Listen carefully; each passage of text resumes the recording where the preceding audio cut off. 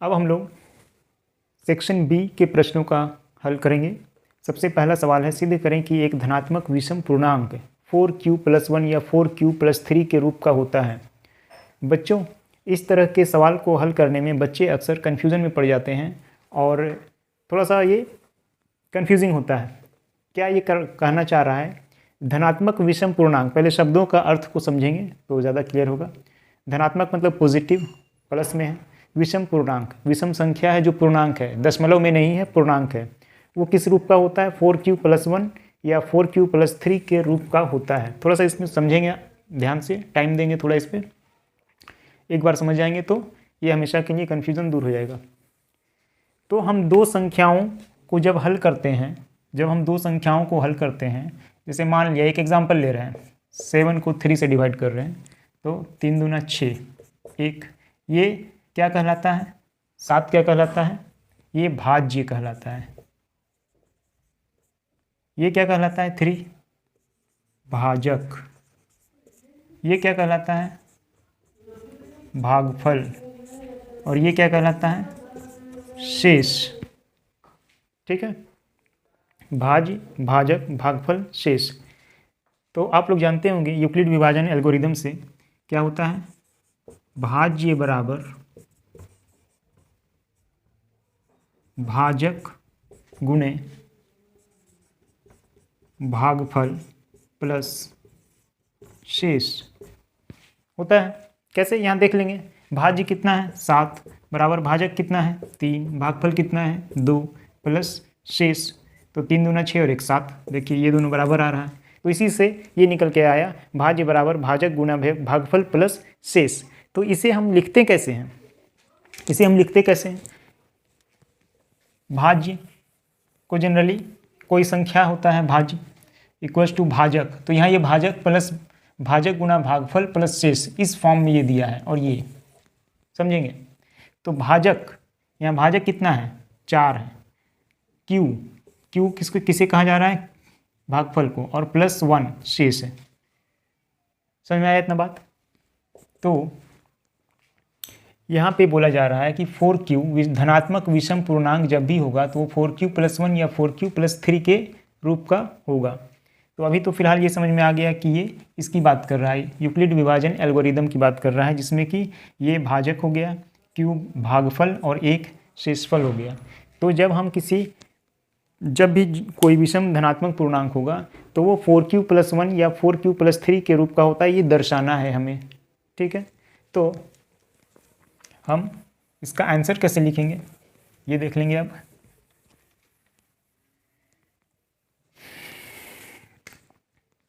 कोई संख्या है a जो क्या है? 4q+r, या bq, जनरली क्या लिखते हैं? bq। b कौन है यहाँ पे? 4, यहाँ पे 4 दे दिया है, एक्चुअली ये b होता है। ठीक है, b क्या है यहाँ पे? भाजक गुणे भागफल प्लस r शेषफल। तो bq+r होता है, ये जनरल फॉर्मूला होता है, a = bq+r। तो यहाँ b के जगह पे कितना है? 4q+r। अब ये देखेंगे कि r का वैल्यू कहाँ से कहाँ तक हो सकता है। कैसे जानेंगे? जब हम किसी संख्या को भाग देते हैं तो जो शेषफल आएगा वो 4 से छोटा ही होगा। ध्यान से समझेंगे, ये r का वैल्यू जो है ये 4 से छोटा ही होगा, तभी शेषफल बचेगा। अगर 4 आ जाता है तो क्या हो जाएगा? वो अगर 4 आ जाएगा तो क्या हो जाएगा? वो तो पूरा भाग लग जाएगा, तो शेषफल तो 0 बचेगा। समझ में आ रही बात? जैसे कि 7 को अगर हम 2 से भाग करते हैं तो 2 तिया 6, 1 बचा ना। अगर ये 4 होता, अगर ये शेषफल अगर 2 होता यहाँ पे, तो 2 होता अगर शेषफल कब? जब ये 8 होता। तो अब कितना होता भागफल? 2 चौका 8, तो यहाँ शेषफल तो 0 बचता ना।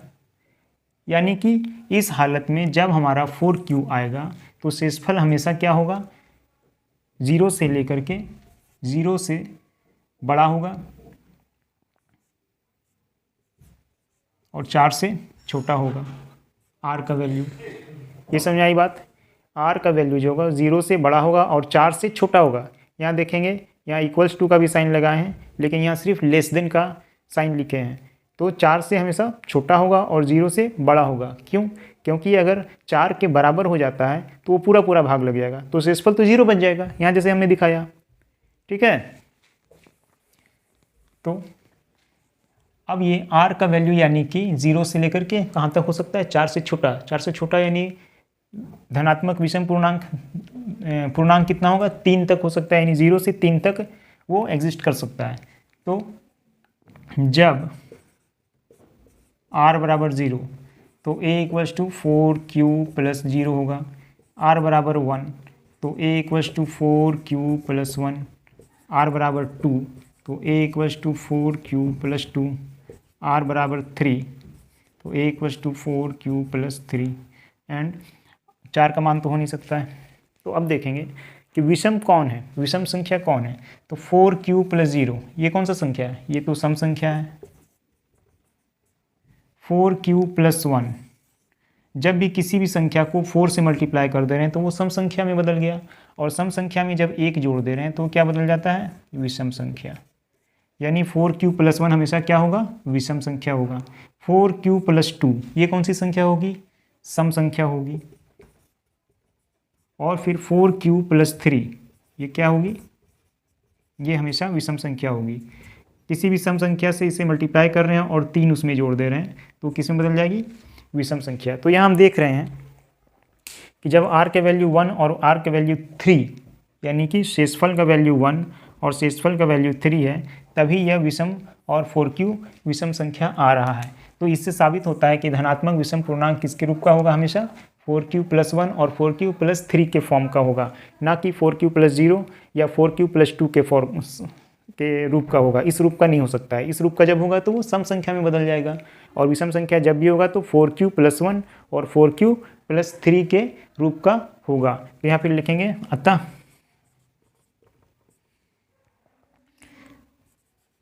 धनात्मक विषम पूर्णांक 4q प्लस 1 या 4q प्लस 3 के रूप का होता है। समझ में आया? अब हम लोग आगे चलते हैं। अब हम सेक्शन बी की ओर चलते हैं। हमारा पहला सवाल है, समीकरण युग्म 2x minus Y equals to 2 and 4x minus Y equals to 4 को ग्राफी विधि से हल करें। तो यहाँ पे शब्दों का अर्थ समझते जाएंगे। समीकरण युग्म, युग्म मतलब क्या होता है? जोड़ा। पेयर में दिया गया है 2x minus Y equals to 2 and 4x minus Y equals to 4। दो समीकरण दिए गए हैं और इन्हें हमें हल करके कैसे हल करना है? ग्राफीय विधि से हल करना है। तो कैसे हल करेंगे? तो पहला समीकरण लेते हैं 2x minus Y equals to 2। ठीक है, ये इक्वेशन 1 हो गया। तो इसमें हम x के अलग अलग मान रखेंगे, अपने मन से रखेंगे इसमें मान, या y के अलग अलग मान रखेंगे और x का वैल्यू निकालेंगे, या x के अलग अलग मान रखेंगे और y का वैल्यू हम लोग निकाल के एक टेबल बना लेंगे। इस तरह से एक टेबल बना लेंगे x y। तो हम सबसे पहले जब y इक्वल्स टू 0, जब यहाँ 0 लेते हैं तो क्या होगा? 2x equals to 2 then x equals to 1। तो जब हम लोगों ने y 0 लिया तो x 1 आया। जब y इक्वल्स टू 1 तो 2x minus 1 equals to 2 then 2x equals to 2 plus 1 that is x equals to 3/2 that is 1/1.5। तो जब हम लोगों ने x का मान 1 लिया तो x का मान 1.5 आया जब हम लोगों ने y का मान 1 लिया। जब y इक्वल्स टू, माइनस भी ले सकते हैं, -2 ले लेते हैं इस बार हम, तो कितना हो जाएगा? 2x plus 2 equals to 2। तो इसे कितना लिख सकते हैं? x plus 1 equals to 1 that is x equals to 1 minus 1 यानी 0। तो जब y का मान हमने -2 लिया तो x का मान 0 आया। इस तरह से हमें एक टेबल प्राप्त हुआ। अब दूसरा समीकरण लेते हैं 4x minus Y equals to 4। तो यहाँ भी एक टेबल बना लेंगे उसी तरह से। तो यहाँ पे हम जब y का वैल्यू कितना ले रहे हैं, मान लिया 0 ले रहे हैं, तो 4x माइनस 0 इक्वल्स टू 4 या x इक्वल्स टू कितना हो जाएगा 4/4 दैट इज़ 1। तो जब y का वैल्यू 0 लिया तो x का वैल्यू 1 आया। जब y का वैल्यू हम 4 लेते हैं तो 4x माइनस 4 इक्वल्स टू 4 या x माइनस 1 इक्वल्स टू 1 या x इक्वल टू 2। तो x का वैल्यू 2 आया जब हमने y का वैल्यू 4 लिया। जब y इक्वल्स टू -2 ले लेते हैं इस बार, तो क्या हो जाएगा यहाँ पे 4x plus 2 equals to 4, then x equals to कितना हो जाएगा 4 माइनस 2, 2/4 दैट इज़ 0.5। तो हो जाएगा हमारा x का वैल्यू 0.5 आया। कब? जब हमने y का वैल्यू -2 लिया। इस तरह से हमें 2 टेबल प्राप्त हुए। अब इसी टेबल के आधार पे हम एक ही ग्राफ, सेम ग्राफ पेपर में दोनों लाइन खींचेंगे। कैसे खींचेंगे देखेंगे, इसे नोट कर लेंगे, आप लोग नोट कर लेंगे, पॉज करके वीडियो नोट कर लिया, इसे डिलीट करते हैं, मिटाते हैं।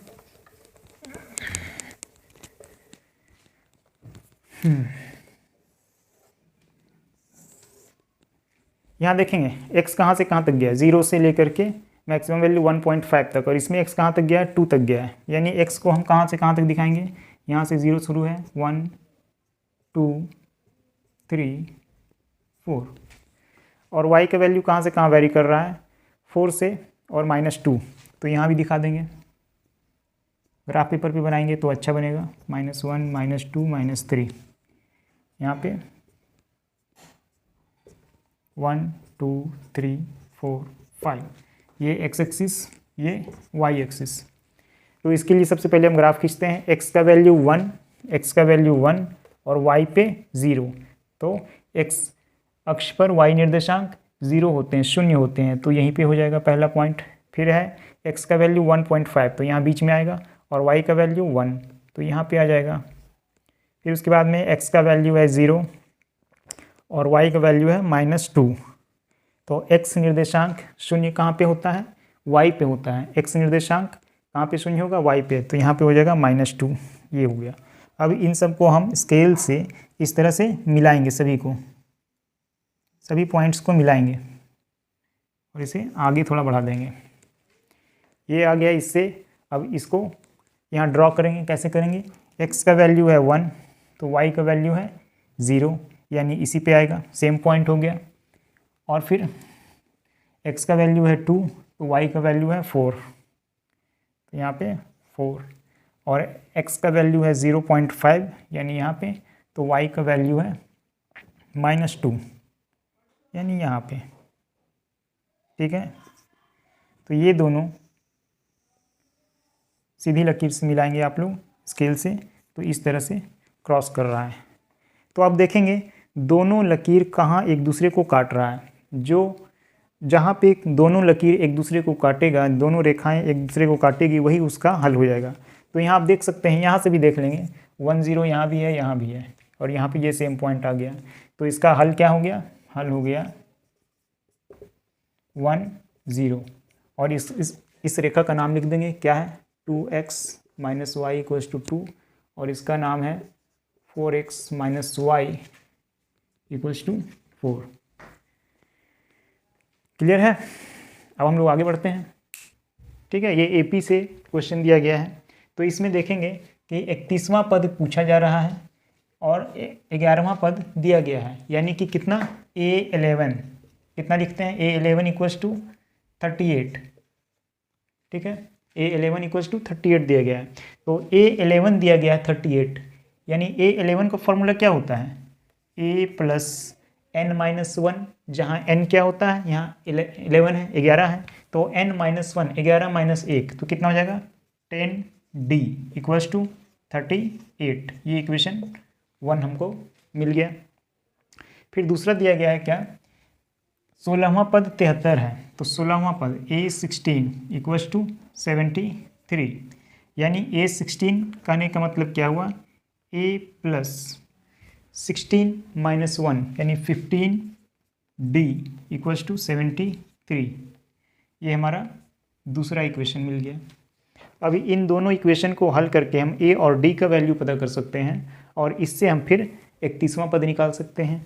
तो समीकरण 1 और 2 को हम जोड़ेंगे, घटाएंगे, हल करेंगे तो क्या हो जाएगा, a + 10d = 38 and a + 15d = 73, minus minus minus, तो ए कैंसिल, यहाँ हो गया कितना 10 - 15 यानी -5d = 38 - 73 कितना हो जाएगा,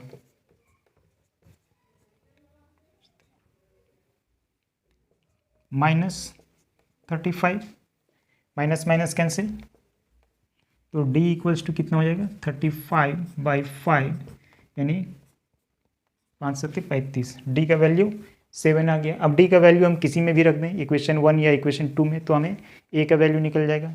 तो यहाँ लिखेंगे डी का मान समीकरण 1 में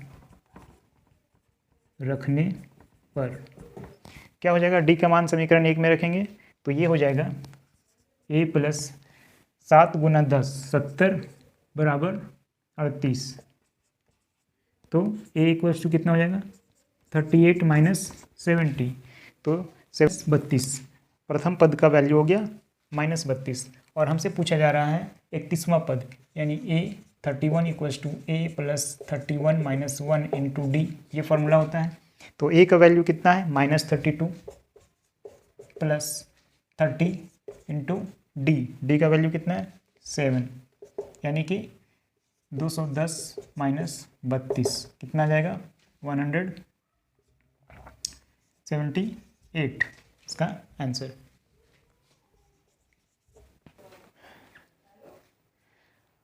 अब हम अगले सवाल की ओर चलते हैं। क्वेश्चन नंबर 11 सेक्शन बी का, उस त्रिभुज का क्षेत्रफल ज्ञात करें जिसके शीर्ष ये दिए हैं, शीर्षों के निर्देशांक दिए गए हैं, तो इसका क्षेत्रफल हमें ज्ञात करना है। तो आपको पता होगा कि पहला जो नंबर होता है वो x निर्देशांक होता है और कोमा देकर के जो बाद में होता है वो y निर्देशांक होता है। तो यहाँ से हम देख सकते हैं x1 का वैल्यू कितना हो गया 1 और y1 का वैल्यू -1, x2 का वैल्यू -4, y2 6, x3 -3, y -5। ये मान हमने लिख लिया x1, x2, x3, y1, y2, y3। अब त्रिभुज के क्षेत्रफल का फॉर्मूला क्या होता है, त्रिभुज का क्षेत्रफल area of triangle in terms of coordinate geometry क्या होता है, half x1 y2 - y3 plus x2, यहाँ 2 है तो 3 आएगा, तो y3 - y1 plus x3, y3 के बाद 1 से शुरू हो जाएगा, y1 - y2। इसे याद रखने का तरीका समझ लेंगे, थोड़ा लंबा है लेकिन बहुत ही सिंपल है। हाफ x1 x से शुरू हो जाएगा, x1 से शुरू होगा और 1 है तो यहाँ 2 होगा, ब्रैकेट के अंदर जो भी होंगे, छोटी ब्रैकेट के अंदर जो भी होंगे वो सभी y होंगे। तो x1 y2 y3 1 2 3, 3 के बाद फिर 1, तो 1 2 3, अभी फिर यहाँ पे कितना होगा x1 यहाँ पे, तो यहाँ x2 होगा और 2 के बाद क्या आता है 3, तो यहाँ 3 और 1 हो जाएगा और फिर उसके बाद में यहाँ x1 x2, यहाँ पे कितना हो जाएगा x3, तो x3 के बाद क्या होगा फिर 1 और 2। तो इस तरह से याद रखेंगे। अब कुछ नहीं करना है, सभी का मान इसमें बैठा करके हल कर देना है। तो x1 का वैल्यू कितना है आप देख सकते हैं 1 × y2 का वैल्यू कितना है 6 - y3 कितना है -5, तो माइनस माइनस प्लस हो जाएगा, प्लस x2 कितना है -4, तो यहाँ प्लस -4 हो जाएगा और y3 कितना है -5 और -y1, तो y1 कितना है -1, तो माइनस माइनस प्लस 1 हो जाएगा, प्लस x3 कितना है -3, तो -3 हो जाएगा और y1 कितना है -1 और y2 कितना है 6, यहाँ माइनस होगा तो -6। इस तरह से हम लोगों ने मान पुट कर लिया है, अब इसे सॉल्व करना है।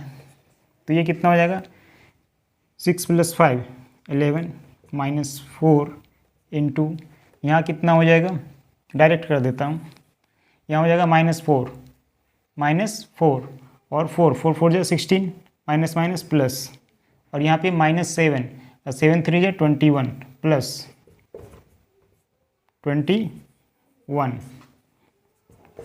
तो हाफ, और ये कितना हो जाएगा 11 और 21, 1 6 7 8 और 2 3 4, यानी कि 24 यूनिट। 24 यूनिट। यहाँ यूनिट मैंने क्यों लिखा, या हिंदी में लिखना चाहते हैं तो इकाई लिखेंगे। क्यों?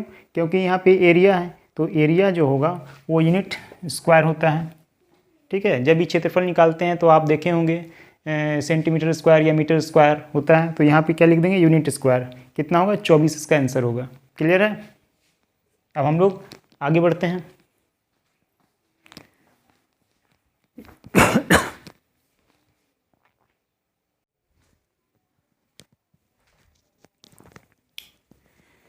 तो हमारा अगला सवाल है सेक्शन बी का, क्वेश्चन नंबर 12।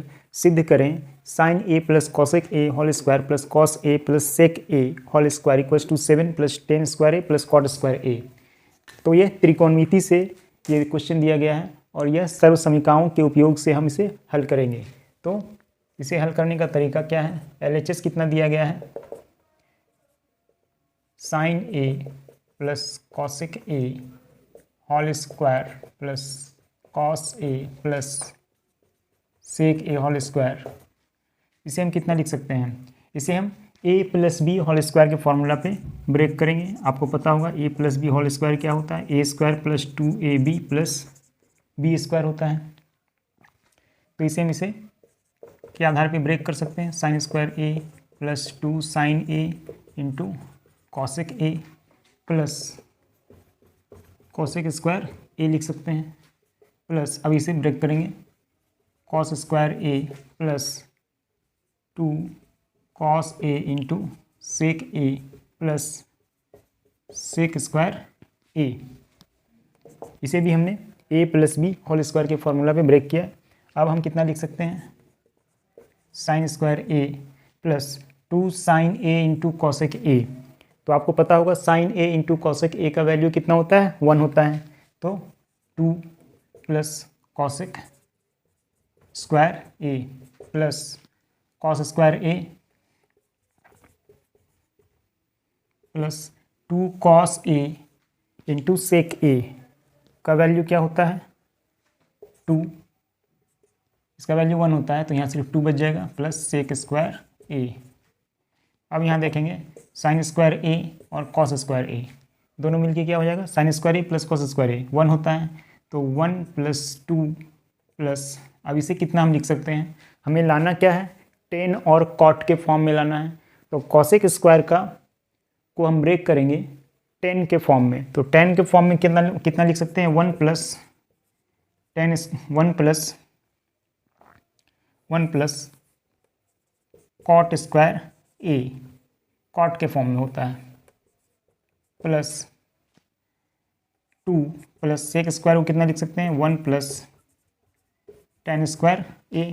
ये फॉर्मूला से लिखा है हमने, 1 plus cot square a equals to कितना होता है, कॉसेक स्क्वायर a, और 1 प्लस टेन स्क्वायर a होता है सेक स्क्वायर a के बराबर। तो अब यहाँ देखेंगे 1 प्लस 2 प्लस 1 4 5 6 7, ठीक है, ये जितने नंबर्स हैं उनमें हम लोगों ने ऐड किया है, 1 प्लस 2 प्लस 1 4 5 6 7, तो 7 प्लस क्या बच गया हमारा, tan square a plus cot square a equals to RHS। तो इस तरह से ये साबित हुआ, 7 plus ten square a plus cot square a। अब हम अगले सवाल की ओर चलते हैं। 6 सेंटीमीटर त्रिज्या का एक वृत्त खींचें और केंद्र से 10 सेंटीमीटर दूर स्थित एक बिंदु से वृत्त परस्पर रेखा युग्म की रचना करें। तो ये कंस्ट्रक्शन से ये सवाल है। इसे ब्लैक बोर्ड पे तो वाइट बोर्ड पे तो दिखाना पॉसिबल नहीं है स्केल से और कंपास से, तो मैं गाइड कर देता हूँ, आप लोग इसे घर में आप बना सकते हैं अपनी कॉपी पे स्केल से। सबसे पहले क्या करेंगे, क्या करना है, 6 सेंटीमीटर त्रिज्या का एक वृत्त खींचना है। तो स्केल पे कंपास से क्या करेंगे, 6 सेंटीमीटर का उस पर मेज़र करके एक वृत्त बनाएंगे, 6 सेंटीमीटर का एक वृत्त बनाएंगे कंपास से, और यहाँ पे केंद्र होगा, ठीक है। अब इस केंद्र से 10 सेंटीमीटर दूर यहाँ पे मान लिया कि यहाँ पे आ गया, 10 सेंटीमीटर दूर यहाँ पे मान लिया ये P है, ये 10 सेंटीमीटर और ये 6 सेंटीमीटर है, और ये कितना है 10 सेंटीमीटर। स्केल से हम यहाँ पे एक पॉइंट देंगे P, ठीक है। अब क्या करेंगे, इस 10 सेंटीमीटर वाली भुजा को हम समद्विभाज करेंगे। तो समद्विभाज करने का तरीका क्या है, आप कंपास से इस तरह से आधा से अधिक, अंदाज से, कोई ज़रूरत नहीं है इसे मेज़र करके करने की, आधा से अधिक ले करके यहाँ कट करेंगे और इधर कट करेंगे, इधर कहीं कट होगा, इस तरह से अगर कट करेंगे तो ऐसे, और फिर यहाँ पे पिन रखेंगे कंपास का इधर और इधर कट करेंगे। तो इस तरह से कट करेंगे अगर, तो हमारा 2 बिंदु प्राप्त होगा, और इन दोनों बिंदुओं को क्या करेंगे हम स्केल से मिला देंगे, तो इस तरह से मिलेगा। अब हम क्या करेंगे, यहाँ पे इस पॉइंट पे कंपास का पिन रखेंगे ऐसे, और इसे त्रिज्या मानकर एक वृत्त खींचेंगे, इस तरह से त्रिज्या मानकर एक हम वृत्त खींचेंगे। तो यहाँ आप देख रहे हैं यहाँ और यहाँ कट रहा है, ये वृत्त इस वृत्त को इस पॉइंट पे काट रहा है। तो P Q और R, इसे पॉइंट का नाम दे देते हैं। अब स्केल से P और Q को मिला देंगे और P और R को मिला देंगे, तो यही हो गई 2 स्पर्श रेखाएं PQ और PR, ठीक है, समझ में आ गया होगा। तो इस तरह से आप घर में स्केल से और पेंसिल से और कंपास की मदद से आप ड्रॉ कर सकते हैं। अब हम अगले सवाल की ओर चलते हैं।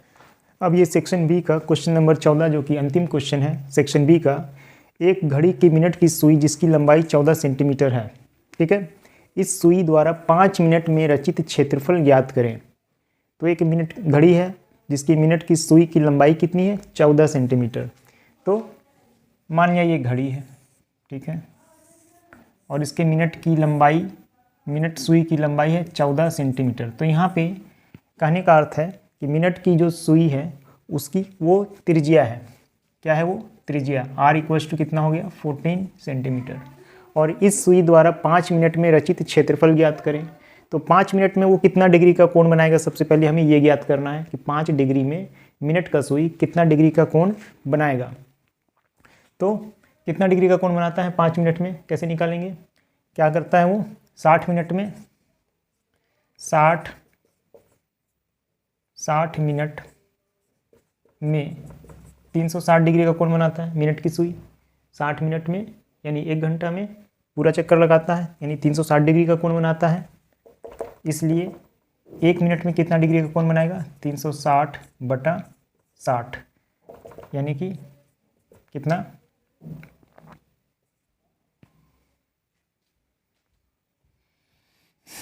6 डिग्री का कोण बनाएगा। और 5 मिनट में कितना डिग्री का कोण बनाएगा, पूछा गया कितने मिनट में 5 मिनट में, तो यहाँ 5 मिनट में कितना डिग्री का कोण बनाएगा 6 × 5 यानी कि 30 डिग्री। 5 मिनट में कितने डिग्री का कोण बनाएगा वो 30 डिग्री का कोण बनाएगा। तो हमें थीटा का वैल्यू पता चल गया कितना है 30 डिग्री। अब 30 डिग्री में जो क्षेत्रफल होगा वो कितना होगा वो हमें ज्ञात करना है। तो क्षेत्रफल बराबर क्या होता है θ/360 गुना πr²। त्रिज्यखंड का क्षेत्रफल पता है θ/360 × πr²। तो थीटा का वैल्यू क्या होता है, क्या है 30/360 गुना 22/7 गुना 14 गुना 14।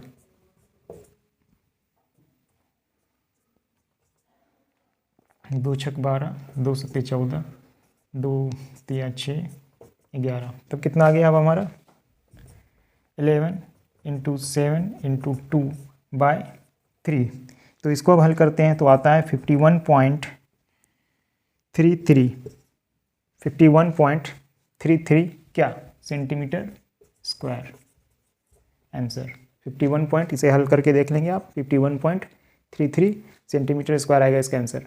तो इस तरह से सेक्शन बी के सभी प्रश्नों को हमने हल करके दिखाया है। उम्मीद है कि आपको ये वीडियो पसंद आया होगा। अगर पसंद आया तो इसे लाइक करें, शेयर करें।